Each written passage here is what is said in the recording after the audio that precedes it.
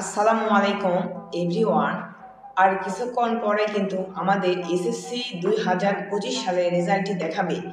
তাই আপনারা কিভাবে আপনাদের হাতে থাকা স্মার্টফোনের মাধ্যমে এসএসসি পরীক্ষার রেজাল্টটি জানতে পারবেন। আর আজকের ভিডিওতে আমি এই বিষয়টি তুলে ধরব। মূল ভিডিওতে যাওয়ার আগে বলতে চাই, যারা আমার চ্যানেলের নতুন দর্শক তারা আমার চ্যানেলটি অবশ্যই সাবস্ক্রাইব করবেন এবং পাশে থাকা বেল বাটনটি অন করে দেবেন। সো ভিউয়ার্স, আমরা শুরু করি। আমরা প্রথমে আমাদের গুগল ক্রোম ব্রাউজারটি ওপেন করে নেব। আমাদের ব্রাউজারটি ওপেন হওয়ার পর এখানে সার্চ বার বা অ্যাড্রেস বারে টাইপ করব educational board results, educational space BOARD space result.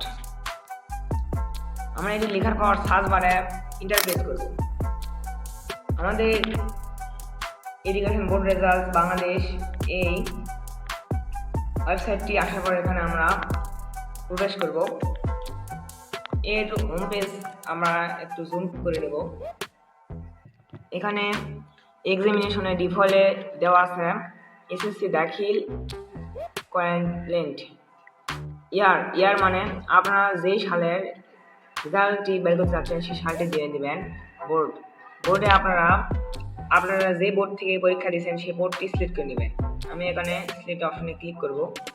করার পর আপনারা যে বোর্ড থেকে দেন না কেন, সিলেট, মাদ্রাসা, টেকনিক্যাল, রাজশাহী, যশোর, যে বোর্ড থেকে দেন না কেন আপনারা সিলেক্ট করে নেবেন।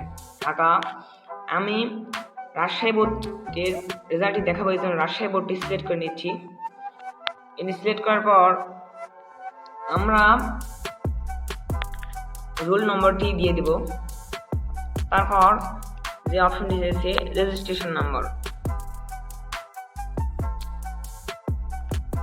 সকলের নিচে যে অপশনটি রয়েছে এটি একটু অ্যান্সার।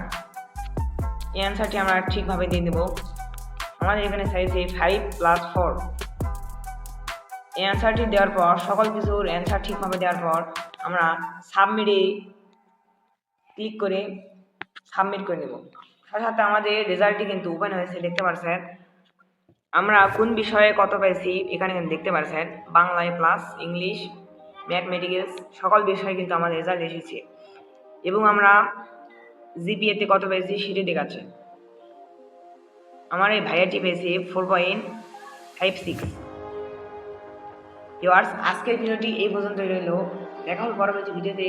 আর যারা আমাদের চ্যানেলটি এখনো সাবস্ক্রাইব করেনি, সাবস্ক্রাইব করে অন করে দিবেন। Let's get started.